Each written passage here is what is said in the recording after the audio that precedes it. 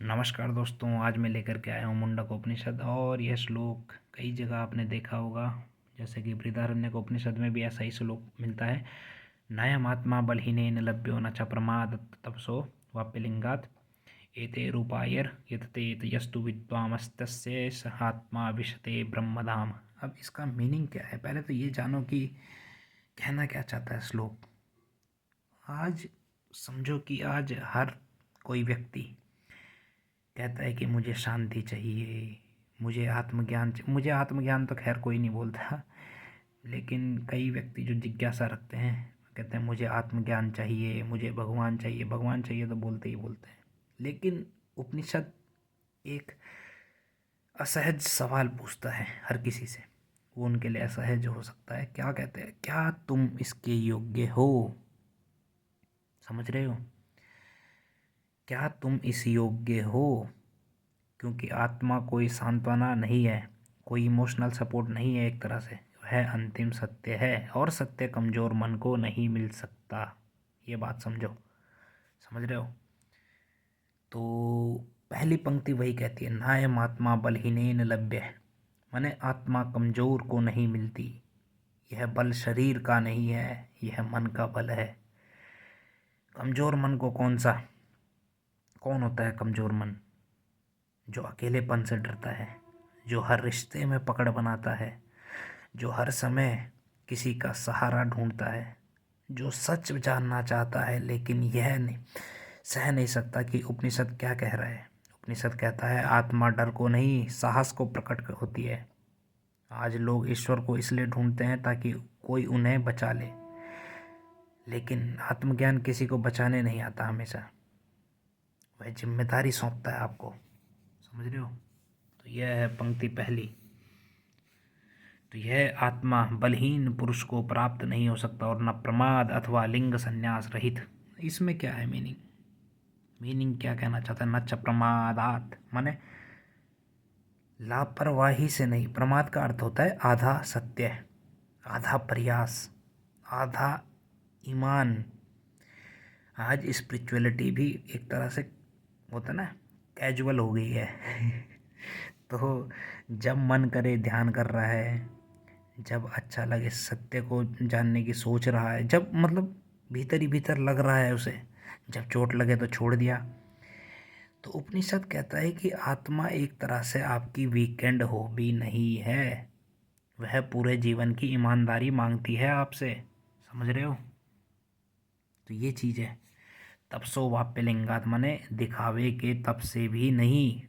माने यह श्लोक टारगेट कर रहा है, यह श्लोक यहाँ पे कह रहा है ना, वाप्यलिंगात, माने यह उन्हें टारगेट कर रहा है जो एक तरह का फेक जो अपना स्पिरिचुअलिटी होती है उसको। कैसे? दिखावे के तप से भी नहीं इसको जान सकते। कैसे? कपड़े बदल लिए। कपड़े आजकल जो अच्छे कपड़े कैसे, जो जिसने सन्यासी वाले चोला पहन लिया था उसे कहते हैं हम सन्यासी है। किसी ने तिलक धारण कर लिया, किसी ने मालाएं धारण कर ली, बहुत प्रकार की अलग अलग प्रकार की मालाएं धारण कर ली। वो डराता है लोगों को, कहता है कि मेरे से बड़ा स्पिरिचुअल कोई हो ही नहीं सकता। किसी ने हजारों मालाएं पहन ली, किसी ने लाखों मालाएं पहन ली। तो ये क्या है कि कपड़े बदल लेना दुख को एक क्या बताता है व्यक्ति को कि खुद को त्यागी घोषित कर दिया है उसने अपने आप को। यह दिखाना चाहता है वो सबको। क्यों? क्योंकि उसे प्रशंसा चाहिए। निंदा तो उसे चुभेगी, तुलना उसको जलाती रहेगी। तो उपनिषद यहाँ पर साफ कहता है कि यह तप नहीं है, नई पहचान का अहंकार है यह। तो आत्मा दिखावे से नहीं, भीतर की नग्न सच्चाई से मिलती है, भीतर ही भीतर की। आप चोला कितने ही ओढ़ लो। समझ रहे हो? तो आगे क्या कह रहा है, ए ते रूपाये, माने जो इन उपायों से प्रयत्न करता है वही विद्वान है। किन? यहाँ विद्वान एक तरह से वो नहीं है कि पीएचडी कर ली वो विद्वान हो गया। विद्वान माने जागरूक मनुष्य। जागरूक मनुष्य जो खुद से झूठ नहीं बोलता, अपनी कमजोरी देख सकता है। जैसे आपने एक टारगेट रखा है मंडे को कि मुझे दौड़ने जाना है।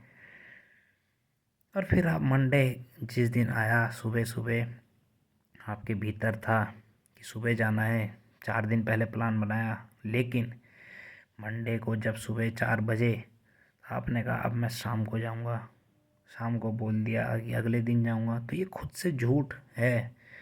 अपनी कमजोरी देख रहे हो आप, फिर भी आप नहीं करना चाहते। तो ये चीज़ है, अपने ईगो को पहचान सकता है जो व्यक्ति, वह है विद्वान।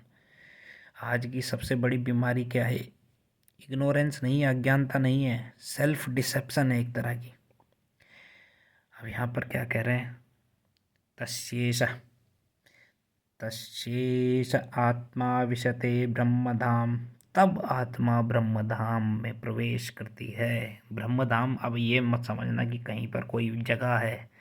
ब्रह्मधाम मने स्टेट ऑफ बीइंग, यह अवस्था होती है ब्रह्मधाम, ब्रह्म को, जहाँ डर नहीं है, तुलना नहीं है, पकड़ नहीं है और कोई बनने की जल्दी नहीं है एक तरह की।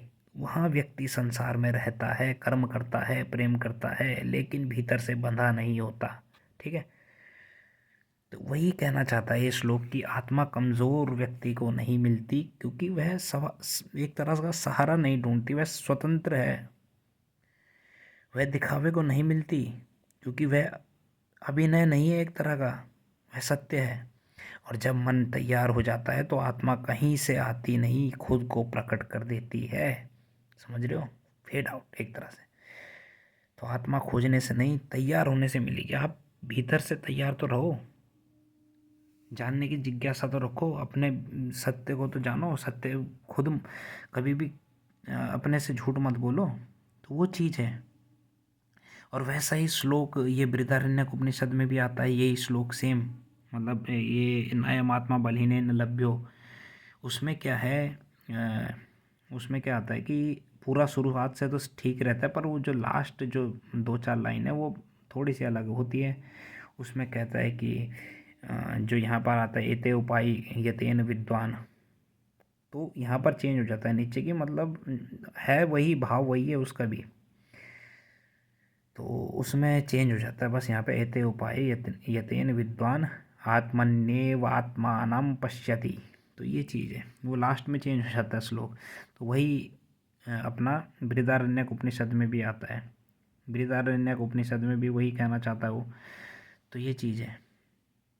तो मैं वही कहता हूँ कि हर श्लोक को देखो क्या कहना चाहता है।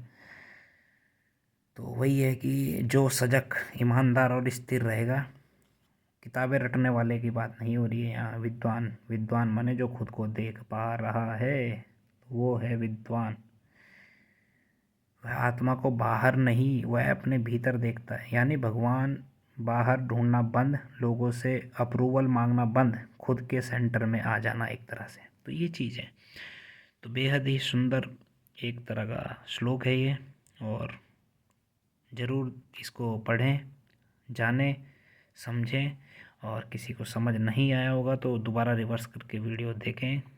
और बहुत ही सुंदर श्लोक है।